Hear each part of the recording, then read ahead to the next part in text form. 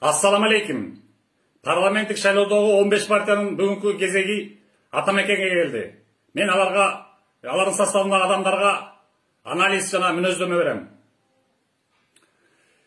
Эми Атамекен партиясы кимдики экенин билесиңер. Булардын катарындагы Текебаев дээрлик 25 жыл депутат болуп турду. Рыскелди Момбеков 10 жылга жакын министр депутат болуп турду. Жана Жанар Акаев акыркы 5 жылда депутат болуп турду. Бийликтин туу чокусунда турушту.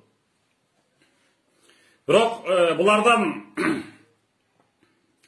кыргыз элинин жашоосун жакшырталы, айлык маяналарын 25-30 миңге көтөрөлү, пенсияларды 10-15 миң сомго көтөрөлү деген сөз уктуңар ушунча жылдар болуп.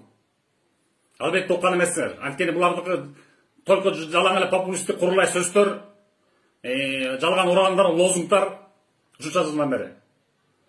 Айтып атам го, Текебаев 25 жыл, Жанар Акаев 5 жыл, Рыскелди Момбеков 10 жыл турду бийликте.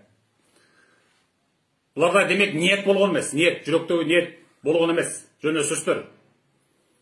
Мисалы мен деле убагында Кара Кечеде 2 жыл турдум башкарып.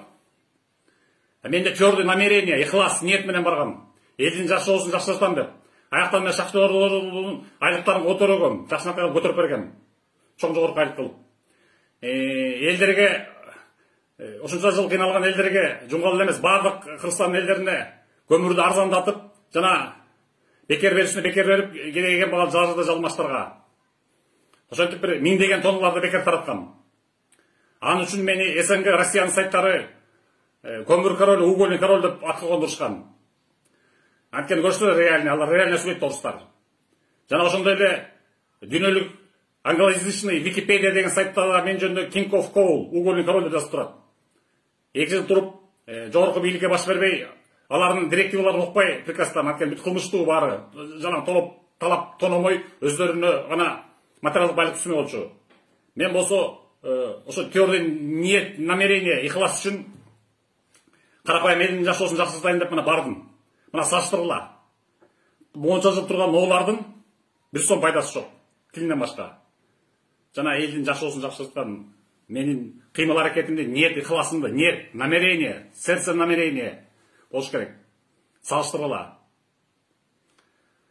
Андыктан булардан эч кандай ниет, ихлас болбогондон соң булардын жашоо таржымаларына токтолуп кетсем, саясаттагы. Азыр элдин дээрлик көпчүлүгүнө жакпай аткан партиялык система дегенди киргизген дал ушул Текебаев болгон.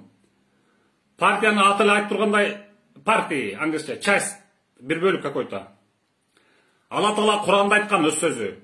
Күчүңөрдү жана биримдигиңерди жоготпош үчүн бөлүнбөгүлө деген. Сура Аль-Анфал 46-аят. Демек, Текебаев Кыргызстан элин бөлүп жарып партияларга чачырап ийген үчүн мамлекетибиз күчсүз, алсыз, дүйнөлүк дөша мамлекеттерге карыз күнкөр болуп келүүдө. Эндиги жылдан баштап Кытай 3 миллиард доллар аласасын проценти менен төлөйсүңөр деп кокороп турган чагы. Эсимде 2010 жылы апрель окуялардан кийин Текебаев ушул дал биз жашап аткан конституцияны, жогорку мыйзам, ошону жашап атпайсызбы? Конституция баш мыйзамды. Ош окуясы менен ызчуу болуп, эл алаксып калганын пайдаланып, конституцияны референдумдан өттү деп будамайлап, фальсификациялаган, анан тээ батыштагы кожоюндары Италиянын Венециандык комиссия дегенин алып барып, алардан дабырап келет.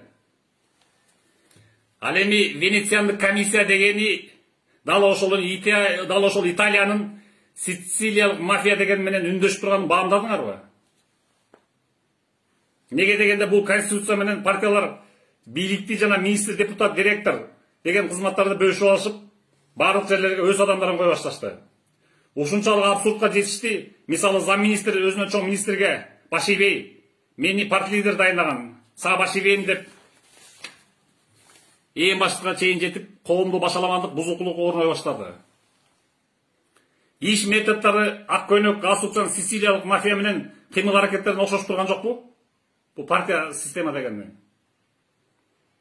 Өткөл эмес, атүгүл бир үй бүлө бир нече партия жактоочулары болуп бөлүнүп кетишти. Депутаттык тизме деген бизнеске демек коррупция айланды. Мандаттар $100.000 $500.000 чейин чыгып, ачык эле соода айланды. Ал эми ошончо акча короткон бизнесмен сөзсүз 5 жылда ал акчасын кайтарууга умтулат. Анан ошон үчүн Кыргыздын кумтөр алтыны Канадага берилеби, жер үй алтын кени Россияга берилеби, бул депутаттың үчүн баары бир за макулмун деген кнопканы басып отура берет. Анткени өзүнүн шайлоо берген акчасын кайрыбаш керек да. Өзүн эле эмес, 15-20 партиялашынын кнопкаларын басып жүгүрүп барып басат, телевизордон көргөндөсүлөр. Ал 15-20 болсо прогулда, сауна жана башка заграда жүргөн болушат ал кезде. Куранга каршы болгон үчүн Текебаевди Аллах акыры жазалап отуруп да чыкты түрмөгө. Суроого толук бүтпөгөндүктөн бул шайлоого катыша албай калды окшойт. Өз ордуна лидер кылып Жанар Акаев тап келди. Ал эми Жанар Акаев ишмердүүлүгүнө токтолсок, журналист кезинде Азаттыктын ыңгайсыз суроолору деген эзмекей, мыжыкый передачасын алып барып, эки адамды бет маңдайга отургузуп коюп, суроолорду бере берип отура берчү. Андай суроолорду любой милиция тергөөчүсү деле берет. Жобу өзү деле берсе керек Жанар Акаев. Терең аналитика, ой жүгүртүүчү телеберүүлөрдү деле алып барды Акаев. Просто 15 жыл президент болуп кеткен Аскар Акаев деген фамилия элге сиңип калганданбы? Ага фамилиясы окшош Жанар Акаев ошо менен көтөрүлдү окшойт. Фамилиянын аурасы менен. Элге эсине алган да. Анан карапайым эл чүрөлөп Акаев качып кеткенден дагы Акаев жүрөт деп кол беришти да. Атамбаевди жакшы пайдаланды, депутат болду, аны кайра сатып жамандады. Партияда болсо жамакчы, куу чечен Рыскелди Момбек жана ушул сыяктуулар бар экен. Берден реалдуу жана мен айткандай элге материалдык байлык, материалдык добро түзүп бере турган, материалдык ценность мындай товардуу түрдө өткөрүп бере турган түскөн просто Тилек Токтогазиев гана көрдүм. Булардын жакшырагын айтсам, калыстык үчүн. Эми булардын программасын бир карап көрдүм. Андан кызыгарып деле эчтеке жок.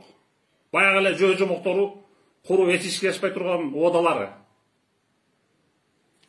Андыктан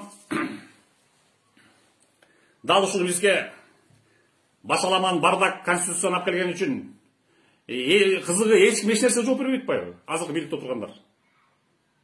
Депутаттыбы, министриби жана башкасыбы эч ким эчтеке жооп бербейт. Мыйзамдарды кабыл алат, чечимдерди чыгарат, бирок жооп беришпейт. Жооп берип, мен окуй, мен ушуга мен күнөөлүү болуп калдым, ушу чечимге. Мен кызматтан кеттим, бошодум, отставкага кеттим деген дээрлик бирөөнү көрбөйсүңөр. Же ошол чечим үчүн түрмөгө отурган дээрлик жок эч ким. Просто эле бизде саясий репрессия, атаандашын камамай ошол. Берден албетте Атамбаевга тиешеси жок, Атамбаев камалган боюнча. Анткени ал реалдуу түрдө жеди да, болбосо Кытай каяктан $3 миллиард кокулуп эми жыл алам деп турат процент менен. Батыкаевди качырганын өзү моюндады. Ага тиешеси жок политический репрессия. Калгандарын айтып атам, калгандар. Ошол жыйынтыкты өзүңөр чыгаргыла.